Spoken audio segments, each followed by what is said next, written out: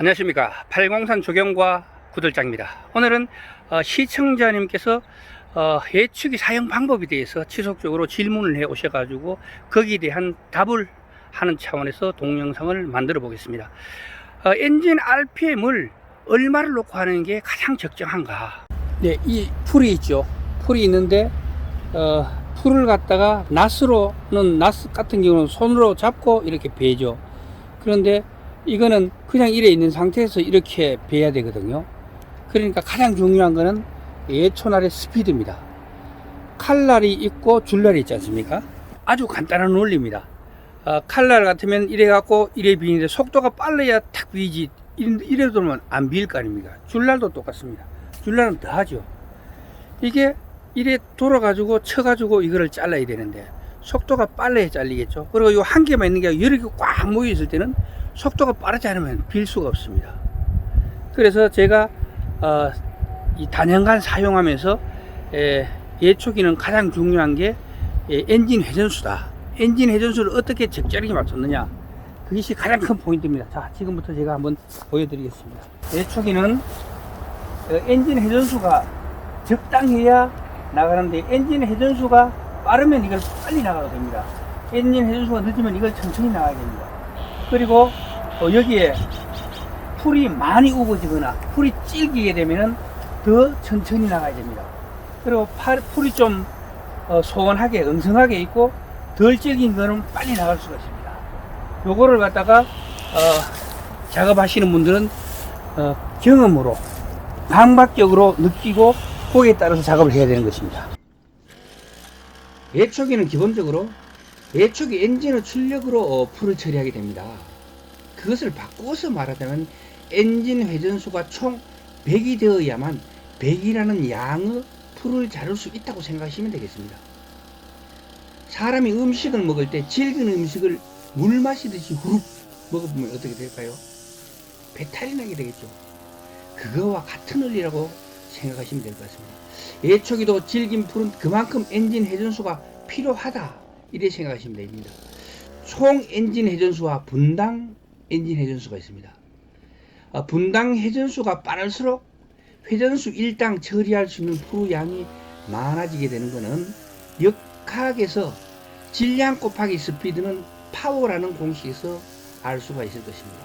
그만큼 빨라야 안 잘릴 게 잘릴 거 아닙니까?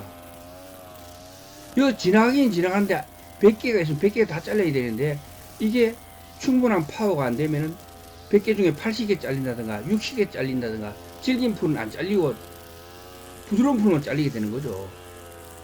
그러니까 분당 엔진 회전수가 빠르면 빠를수록 더 많은 양을 처리할 수 있다. 사람에 따라서 작업하는 방법은 다 틀립니다. 자, 보시다시피 한 번에 쭉 밀고 나가면서 하시는 분들이 있고, 한 번 쓱 갔다가 다시 돌아오는 사람이 있거든요. 그거는 자기만의 지금 방법입니다. 다 틀립니다.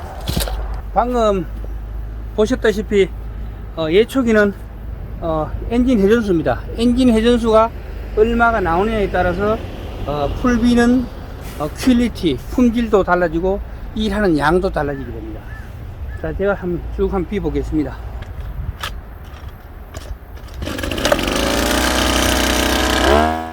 풀들이 잘려 나가는 것이 보이시죠?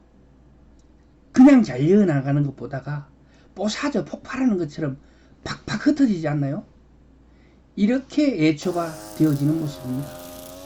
사람이 낫을 들고 풀을 베일 때와 같은 원리로 생각하면 예초기 작업 능률을 높일 수가 없습니다. 이 일은 예초기가 한다. 사람은 단지 예초기만 조정한다 라고 생각하시고 슬금슬금 잘려 나가는 상태에 따라서 엔진 회전수를 조절을 하고 거기에 맞춰서 예초기 날을 적당한 속도로 휘두르면서 나가기만 하면 되는 것입니다. 너무 빨라도 안 되지만 너무 느려도 안 됩니다. 너무 오래 이게 한 군데 있으면 땅바닥에 다 패해버립니다.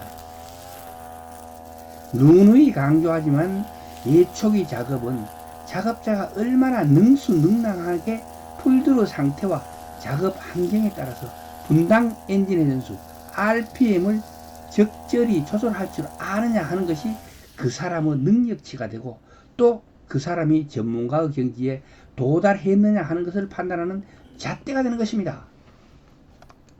줄 길이가 보이시죠? 여기서 좀 줄여보겠습니다. 어떻게 달라지는가 한번 보십시오.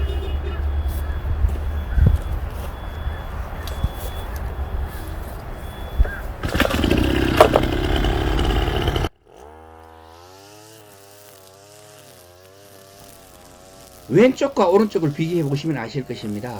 왼쪽은 줄이 길어지니까 부하가 늘어가지고 회전수가 줄어들게 되고, 그래가지고 오른쪽처럼 가볍게 나가지를 못하고 여러 차례 지나간 자리를 다시 더듬고 지나가는 것이 보이실 것입니다.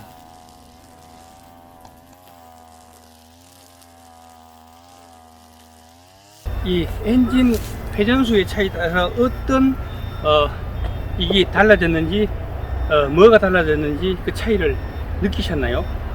일단 회전수가 빨라지면 양력이 커져가지고 많이 들려서 이게 가벼워집니다.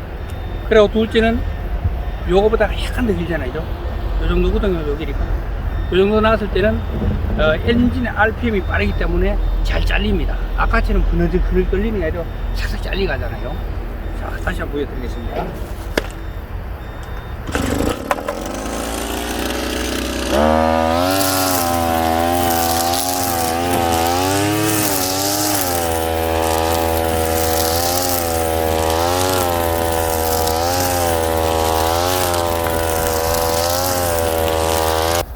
이게 지금 출력이 딸리거나 어떻게 해서 엔진 RPM이 제대로 안 나옵니다. 길이는 이렇습니다.